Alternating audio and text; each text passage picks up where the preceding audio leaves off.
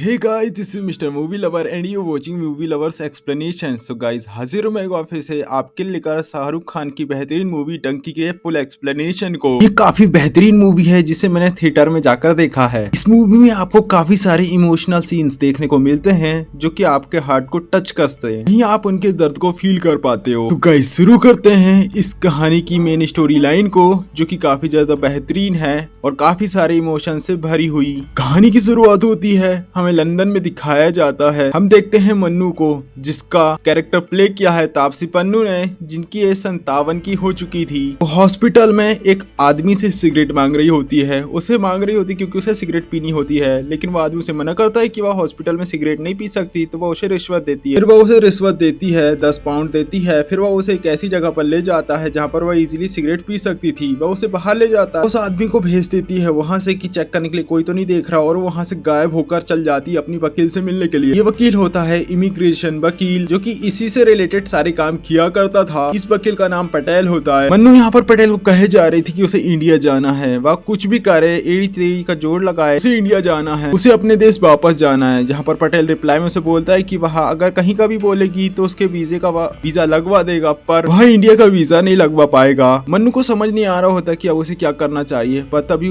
उसे एक आदमी का ख्याल आता है, कोई और नहीं बल्कि होता है Hardy Hardayal Singh Dhillon. Scene shift होता है और हम देखते हैं इंडिया में SRK यानी हार्डी को, जो कि इंडिया में थे। वो अपने पिंड में चल रही एक रेस में पार्ट ले रहे होते हैं, वो उसमें दौड़ रहे होते हैं। अभी मन्नू लंदन से हार्डी के पास कॉल करती है, लेकिन हार्डी का फोन किसी और के पास था, जो कि एक गुलाटी नाम का कैरेक्टर था, जिसे मूवी में इंग्लिश टीचर भी कहा जाता है, क्योंकि ये बच्चों को इंग्लिश सिखाने का काम करते थे, इंग्लिश के टीचर थे। वही हम देखते हैं कि क्योंकि हार्डी के पास फोन आया था मन्नू का, तो वो जोर से चिल्लाकर हार्डी को बताता है। लेकिन रेस चल रही होती है, हार्डी रेस को कंप्लीट करने के लिए बस थोड़े से टाइम बचा था और फोन कटने के लिए, लेकिन हार्डी तुरंत जाकर फोन को उठाता है, क्योंकि ये फोन किसी और का नहीं बल्कि मन्नू का था। हार्डी के लिए हमें पता चलता है कि दरअसल ये लोग काफी समय बाद एक दूसरे से बातें कर रहे हैं। ये लोग काफी ज्यादा इमोशनल होने लगे थे। हमें इनका कुछ रिलेशन पास्ट में दिखाया जाता है, जहाँ पर मन्नू हार्डी को बोलती है कि बहुत समय हो गया है, अब वह लंदन में नहीं रहना चाहती, उसे इंडिया आना है। पता चलता है उसके साथ 2 लोग और, उनमें से एक बग्गू और एक बल्ली। इस तरीके से इन तीनों लोगों को लंदन से वापस इंडिया में आना है। सीन शिफ्ट होता है, हम देखते हैं एक और कैरेक्टर को, जो कि होता है बग्गू, जो कि लंदन में एक सैलून चला रहा था, पंजाब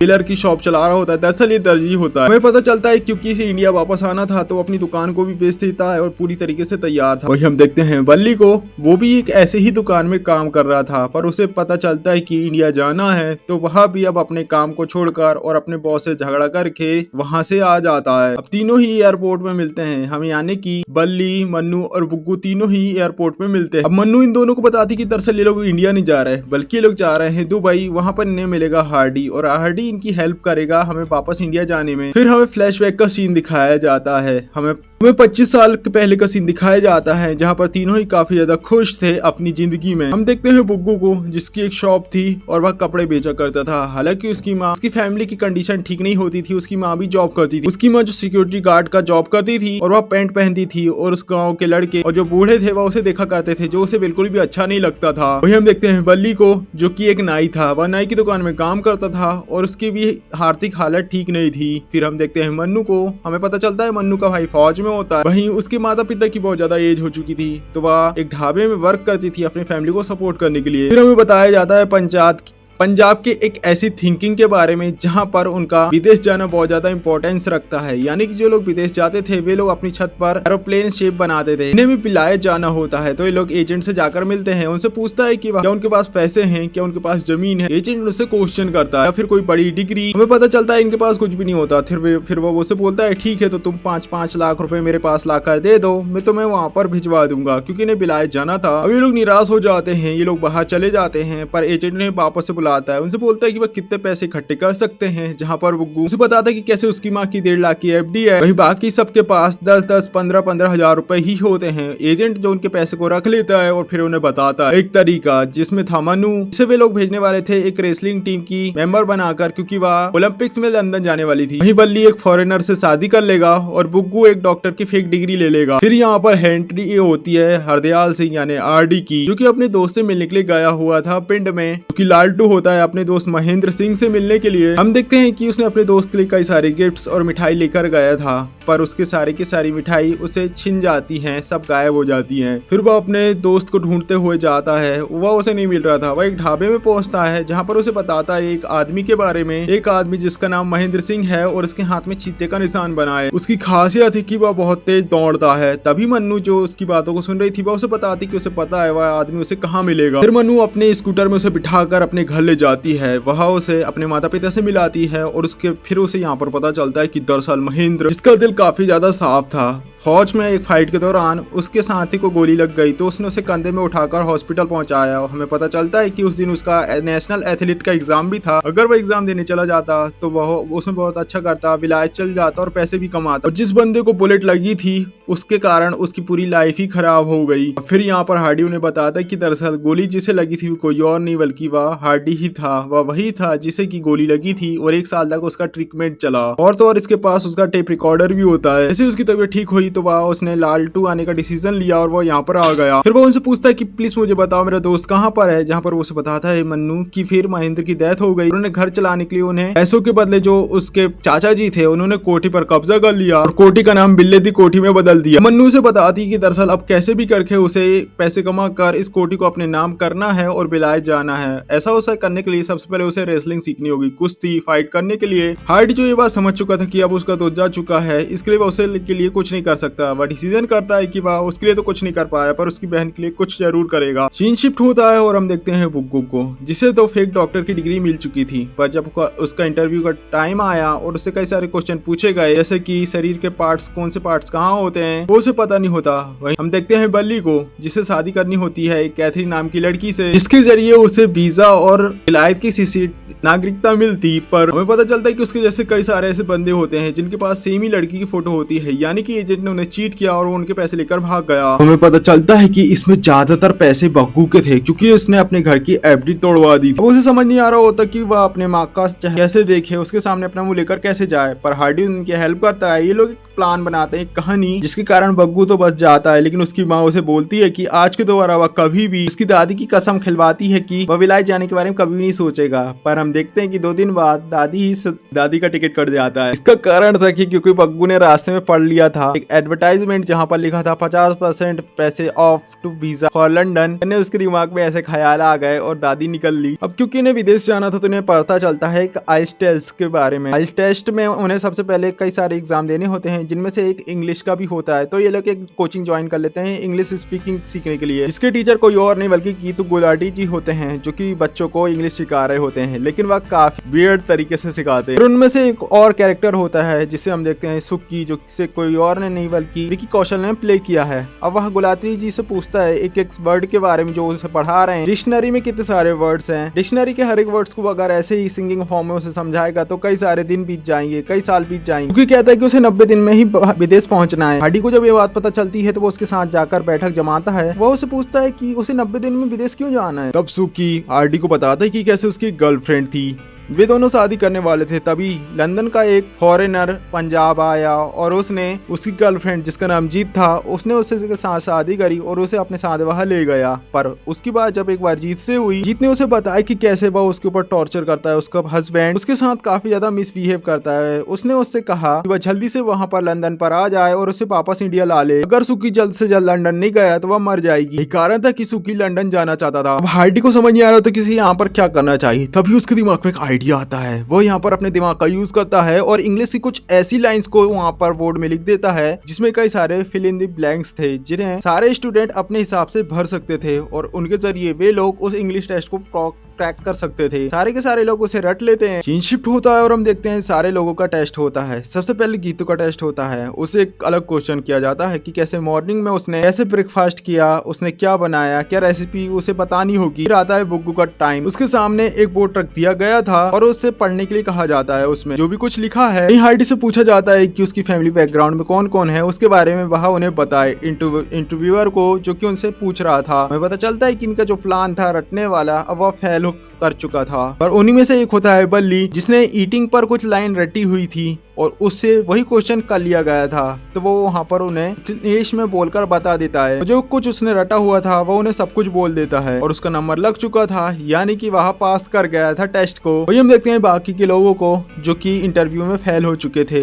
वही हम देखते हैं सुकी को, जो कि जो भी वो लाइन रट कर गया था वह उसे नहीं बोल पाया। सुकी उन्हें समझाने की कोशिश करता है, प्लीज उसकी बातें समझे, उसकी सिचुएशन को समझे। वो केवल वहाँ पर जाना चाहता है, वहाँ पर वह रहेगा नहीं, केवल जीत को लेकर वह वापस आना चाहता है। यहाँ तक कि वह वहाँ का कुछ भी नहीं खाएगा ना कुछ पिएगा, बस वह जाकर वापस आना चाहता है। तभी उनमें से देखते हैं एक आदमी को जो कि इंग्लिश हिंदी बोल सकता था, वो उसे समझाता है कि उसके लिए उसे टेस्ट क्लियर करना होगा। अब ये सारी चीजों को देखकर सुकी काफी ज्यादा गुस्से में आ चुका था। उसे समझ नहीं आ रहा था कि उसे क्या करना चाहिए। वो सबको कहता है कि ये सब भी तो बाहर से आए हुए हैं, क्या इन्हें हमारी लैंग्वेज आती है, तो फिर हमें इनकी लैंग्वेज बोलने की क्या जरूरत है। हम देखते हैं बल्ली ने क्योंकि टेस्ट क्लियर कर लिया था तो फिर अब उसका काफी अच्छे से स्वागत किया जा रहा था। सब लोग उसके लिए काफी ज्यादा खुश थे। वहीं गीटू गुलाटी जी इसका फुल फायदा उठाते हैं, वो वीडियो क्रिएट करते हैं और पब्लिसिटी का फुल फायदा उठाते हैं कि कैसे ये हमारा स्टूडेंट था, इसने हमारी क्लास में पढ़ा है। शुकी का माथा टक जाता है तो वो कैमरा लेकर सबको बताता है कि कैसे देखो, गुलाटी जी के केवल यही स्टूडेंट नहीं है, बाकी सब भी स्टूडेंट हैं, जैसे कि मैं, बग्गू, हार्डी, हम सबको भी विदेश जाना था लेकिन हम लोग नहीं गए, हम टेस्ट क्लियर ही नहीं कर पाए। फिर उसे गुस्सा आता है और चप्पल उठाकर गुलाटी जी को कूट देता है। सीन शिफ्ट होता है और हमें थोड़े दिन बाद का सीन दिखाया जाता है जहाँ पर गीटू गुलाटी जी उसके पास जाते हैं और उसे बोलते हैं, यार तूने चप्पल तो मारी है पर यह बात मुझे दिल को छू गई, एक और तरीका तू लंदन जा सकता है। हालांकि तरीका इलीगल है और काफी ज्यादा खतरों से भरा हुआ, पर मैंने तुम्हारे पैसे भर दिए हैं और अब तुम जंप करोगे डंकी, जिसके जरिए तुम बिना किसी दिक्कत तो बहुत होगी पर बिना किसी पेपर कार्रवाई के लंदन पहुंच जाओगे। फिर हमें कुछ दिन बाद का सीन दिखाया जाता है जहाँ पर बल्ली लंदन से फोन करता है, उसे बोलता है कि कैसे जीत, उसे पता चला कि सुकी वहाँ पर नहीं पहुंच पाएगा तो उसने सुसाइड कर लिया, अब इस दुनिया में नहीं रही। ये बात जानकर सुकी एकदम डिप्रेशन में जा चुका था, उसका दिल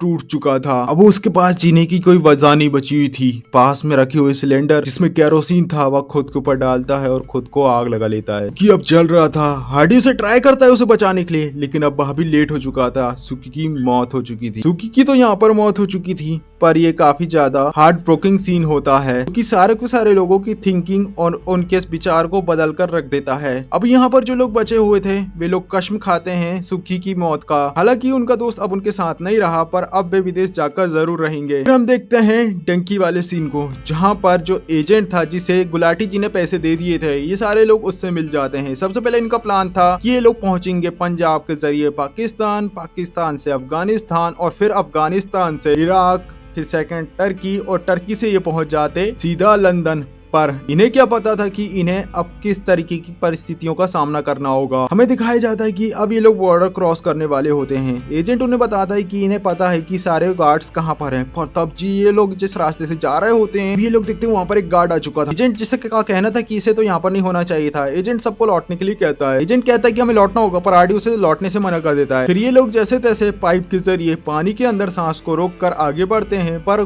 जिसे इस बारे में पता चल जाता है वो इनके ऊपर गोली चलाता है। पर इनकी किस्मत अच्छी थी, ये लोग पाकिस्तान पहुंच चुके थे और पाकिस्तान बॉर्डर में एक ट्रक के जरिए ये लोग वहां से निकलकर अफगानिस्तान पहुंच जाते हैं। अब बारी थी अफगान ईरान बॉर्डर को क्रॉस करने की, पर जब ये लोग बॉर्डर क्रॉस कर रहे थे कुछ ईरानी सोल्जर्स ने इन्हें देख लिया, उसने इनके साथ वाले 3 लोगों को गोली से मार दिया। इनमें से जो चमेली थी, गुलाब सिंह और पंपकी की न्यू साइड कैरेक्टर थे जो इनके साथ आए थे, उनकी मौत हो चुकी थी। और किस्मत से हार्डी, मन्नू और बग्गू बच जाते। हार्डी, बग्गू और मन्नू को उनका लीडर पकड़ लेता है क्योंकि मन्नू को बुरी नजर से देख रहा था। फिर वह उसे तंबू में ले जाता है कि तभी हार्डी उससे जैसे तैसे गन को छीनता है और सबका सफाया कर देता है। हमें देखते हैं पता है इसलिए क्योंकि हार्डी जो कि एक मिलिट्री पर्सन था पहले से, फिर वह अपने दोस्तों की डेड बॉडी को भी जला देता है क्योंकि वह चाहता था कि उन्हें भी अच्छे से श्रद्धांजलि मिले, ना कि कोई इन्हें गद्दार कहे। फिर ये लोग टर्की को क्रॉस करके ईरान पहुंच जाते हैं और फिर वहां से वे समुद्री रास्ते में कंटेनर का यूज करते हैं लंदन पहुंचने के लिए। जैसे तैसे कंटेनर के अंदर ये लोग लंदन पहुंच जाते हैं। देख पा रहे थे कि जैसे जो डिपो पोर्ट था वहां से इन्हें कैसे तैसे सामान की तरह गाड़ी में भरकर ले जाया जाता है एक सुरक्षित जगह पर। फिर ये लोग अपने दोस्त बल्ली को यहाँ पर ढूंढ रहे होते हैं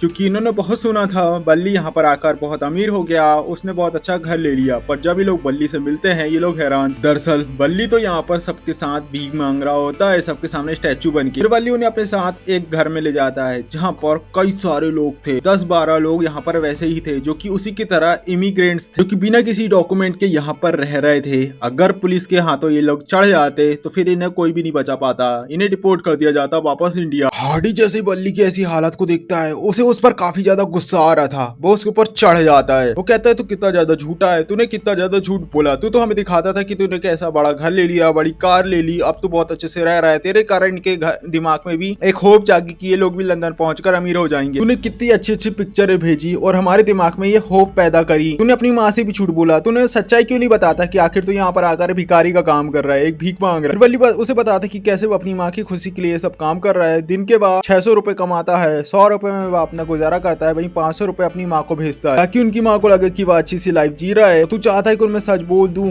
और वो मारी जाए, वो उस सच को सहन भी नहीं कर पाएंगी। फाइनली ये लोग लंदन में पहुंच चुके थे, ये लोग यहाँ पर जीना शुरू कर देते हैं। ये सोच रहे थे कि अब जैसे तैसे ये लोग अपनी लाइफ यहाँ पर करेंगे, पर सबसे ज्यादा इन्हें डर लगता था पुलिस से। जब भी पुलिस ये लोग देखते ये लोग वहाँ से भाग जाते हैं। इन्हें पता चलता है ये लोग यहाँ पर इंसानों की तरह नहीं रह सकते, क्योंकि ये लोग यहाँ पर कुछ भी नहीं कर सकते, ना कि डॉक्यूमेंटेशन जैसे कि खाता खुलवाना और नेसेसिटी जैसे कि अस्पताल जैसी सुविधाओं का भी यूज नहीं कर सकते। हार्डी चाहता है इस चीज का से सॉल्व करने के लिए एक वकील के पास। वकील उन्हें बताता है कि वह 3 तरीके से ऐसा कर सकता है। पहले वह 1 मिलियन पाउंड अमाउंट कंट्री को दे दे, पर इनके पास तो पैसा था ही नहीं। दूसरा तरीका था असाइलम यानी शरणागति। इसमें होता ही है कि हमें जाकर कोर्ट में ये कहना होगा कि मुझे मेरे देश में खतरा है और मुझे यहाँ पर रहना, मुझे शरणागति चाहिए, प्लीज मुझे शरण दे दो। हमें देखते हैं हार्डी जो क्योंकि पेशे से फौजी था तो वह इसके लिए साफ मना कर देता है, क्योंकि उसे अपने देश को नीचा नहीं दिखाना था। हार्डी से पूछता है कि ऐसा तीसरा तरीका क्या है कि वह यहाँ की सिटीजनशिप ले ले। यहाँ पर वो उसे बताता है कि अगर कोई भी लड़की यहाँ के आदमी से शादी कर ले तो उसे यहाँ की सिटीजनशिप मिल जाएगी। वही लड़की अगर डाइवोर्स लेके किसी और इंडियन से शादी कर ले तो उसे भी यहाँ की सिटीजनशिप मिल जाएगी। वे लोग यही प्लान बनाते हैं। तो ये लोग मन्नू के लिए ढूंढ लेते हैं अंग्रेज नशेड़ी को, जो कि तैयार हो जाता है शादी के लिए, लेकिन क्योंकि क्रिश्चियन मैरिज में हस्बैंड वाइफ किस करते हैं और मन्नू को उस नशेड़ी से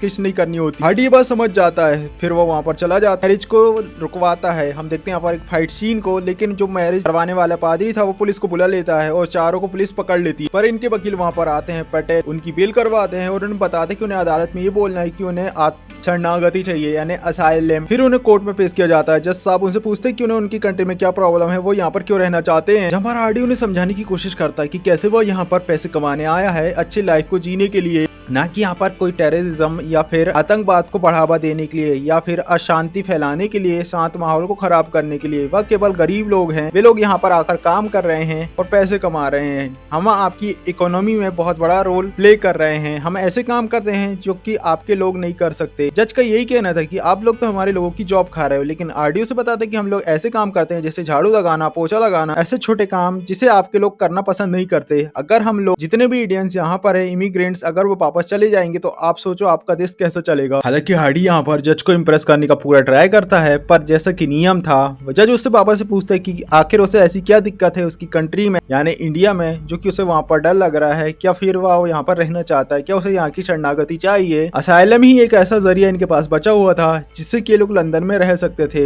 हार्डी उन्हें असाइलम यानी कि शरणागति लेने से साफ मना कर देता है। वहीं हम देखते हैं बाकी के 3 दोस्त जिन्होंने शरणागति एक्सेप्ट कर ली थी। हमें बताया जाता है कि कैसे हार्डी को उस सिचुएशन के बाद इंडिया डिपोर्ट कर दिया गया। फिर हमें 25 साल बाद का सीन दिखाया जाता है। अब देखते हैं कि पूरी टीम अब दुबई में यूनाइट हुई थी, जहां पर ये तीनों लोग, हार्डी भी आ चुका था। ये लोग काफी ज्यादा खुश थे, ये लोग काफी खुशी के साथ एक दूसरे से मिलते हैं। ये लोग रेस्टोरेंट में बैठकर बातें करने लगते हैं, जहां पर मन्नू ने बताती है कि कैसे अब वे लोग लंदन में रहना नहीं चाहते, उन्हें अपनी कंट्री वापस आना है। वे लोग उन्हें बताते कि कैसे उन्होंने जो भी काम वहाँ पर किया था उसे बेच दिया और अब वे लोग अपनी कंट्री वापस आना चाहते हैं। अब हार्डी यहाँ पर वापस इंडिया आने के लिए प्लान बनाता है, क्योंकि अब इन्हें इलीगल तरीके से ही इंडिया वापस आना होगा। इनके पास कोई और रास्ता था ही नहीं। अब ये लोग एज हो चुके थे तो डंके लगाकर ये भाग भी नहीं सकते। इसमें अब इनकी हेल्प करते हैं गुलाटी जी, जो उन्हें एक एजेंट के बारे में बताता है जो कि उनका दोस्त होता है दुबई में। अब हार्डी से पूछता है कि जो एजेंट है क्या वह सुरक्षित यानी सेफ एजेंट है। ये तो गुलाटी से बोलता है कि यार जिस तरीके का काम अपन करते हैं ना, वहाँ पर कुछ भी सेफ नहीं होता है। हार्डी जाकर उस एजेंट से मिलता है और उससे बातें करता है।